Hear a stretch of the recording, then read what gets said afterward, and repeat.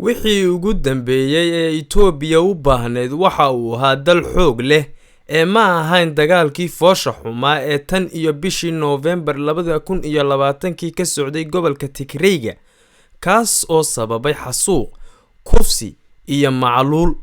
xaqiiqada ayaa ah in dalkan uusan rabin kaligii taliye cusub, laakiin waxa uu doonayo oo kaliya ay tahay soo celinta nabadda iyo kala dambeynta.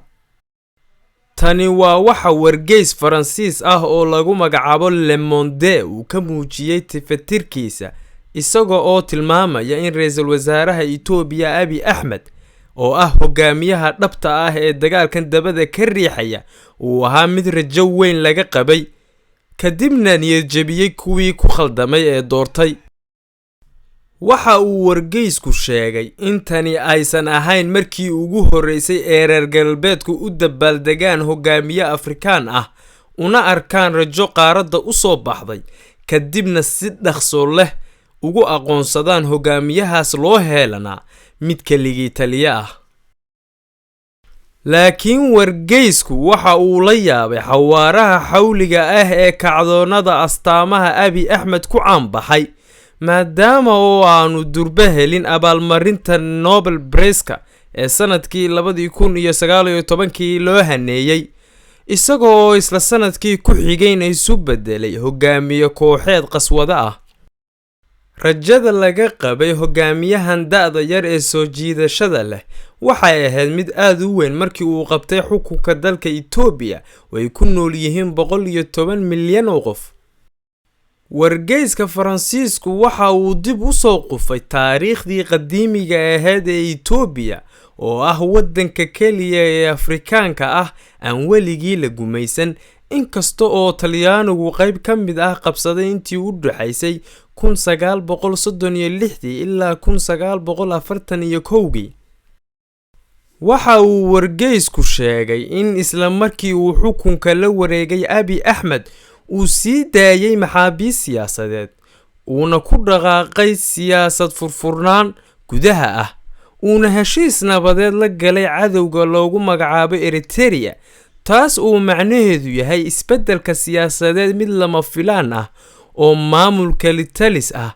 oo isugu jira caburin siyaasadeed iyo koboc dhaqaale wadada u sii xaadhayay. ninkan oo iska dhaleen aabba muslim ah iyo hooyadiis oo masiixi ah isla markaana leh safar siyaasadeed oo aad u qiimo badan waxa uu u qalmay hoggaanka Itoobiya wuxuuna xambaarsanaa rajo ah in xasilooni uu ka abuuro dalkan oo inta badan ay hareereeyeen isku dhacyo u dhaxeeya qowmiyadaha gobolada iyo rajo ah in loo bedelo wadan midaysan oo barwaaqo ah xitaa shabeel Afrikaan ah sida laga soo xigtay wargeyska Faransiiska.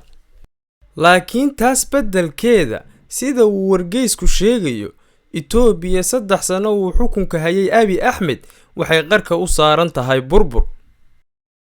siyaasadii soo celinta kala dambeynta ee laga bilaabay November 2020 waqooyiga gobolka Tigray